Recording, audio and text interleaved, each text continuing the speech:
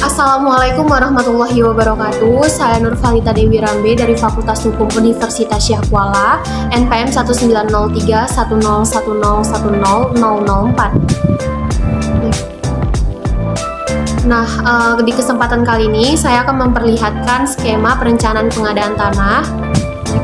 Dan yang kedua, persiapan pengadaan tanah. Yang ketiga, pelaksanaan dan penyerahan hasil. Ini yang pertama ada tahap perencanaan.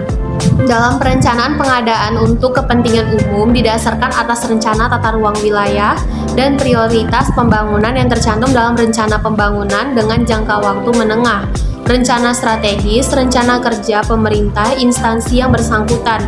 Pada tahapan ini, setiap instansi yang memerlukan tanah bagi pembangunan untuk kepentingan umum menyusun dokumen perencanaan pengadaan tanah.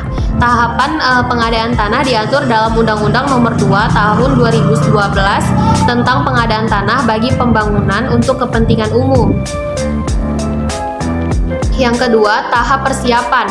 Dalam tahapan persiapan, Gubernur membentuk tim persiapan dalam jangka waktu paling lama 10 hari kerja yang beranggotakan Bupati atau Wali Kota kepada provinsi terkait instansi yang memerlukan tanah dan instansi yang terkait lainnya.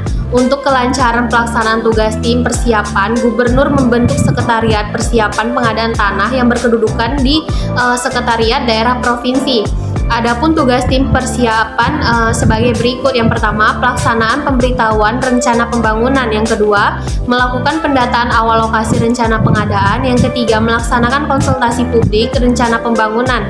Yang keempat, menyiapkan penetapan lokasi pembangunan. Yang kelima, mengumumkan penetapan lokasi pembangunan.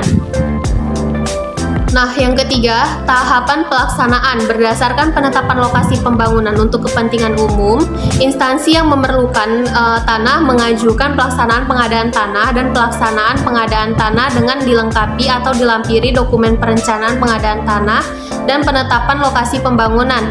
Ketentuan mengenai penyelenggaraan pengadaan tanah diserahkan kepada Kepala BPN, yang pelaksanaannya dilaksanakan oleh Kantor Wilayah BPN selaku Ketua Pelaksana Pengadaan Tanah. Pelaksanaan pengadaan tanah kemudian melakukan penyiapan pelaksanaan pengadaan tanah yang dituangkan dalam rencana kerja yang memuat hak sebagai berikut.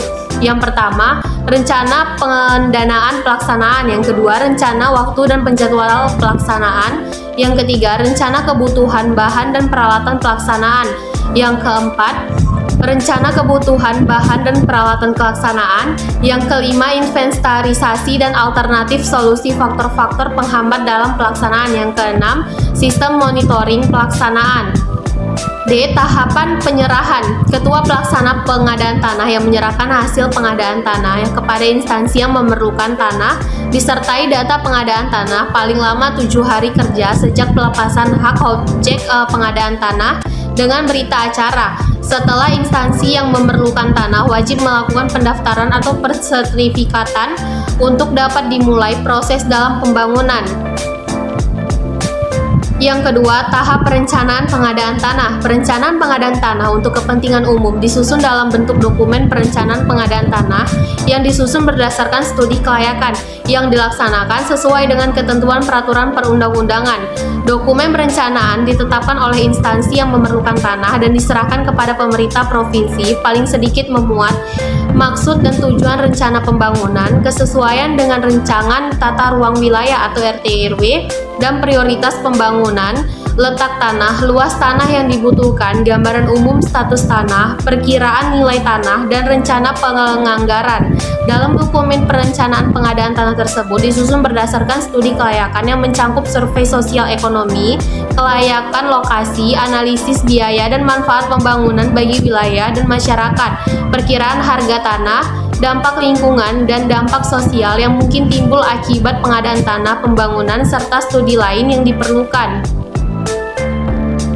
Yang ketiga, pelaksanaan konsultasi publik sebaiknya dilaksanakan sedini mungkin, yaitu sejak perencanaan, baik perencanaan kebijakan maupun perencanaan peraturan, dan dapat dilaksanakan sesuai kebutuhan pada setiap tahapan dalam pembentukan peraturan perundang-undangan.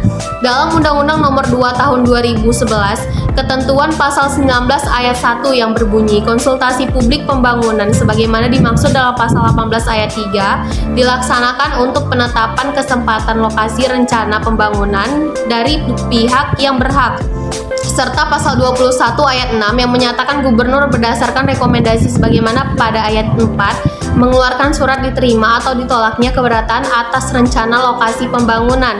Yang keempat, warga pemilik lahan tak selalu bersedia menyerahkan hak miliknya atau karena harga yang ditawarkan dinilai pemilik tanah sangat rendah.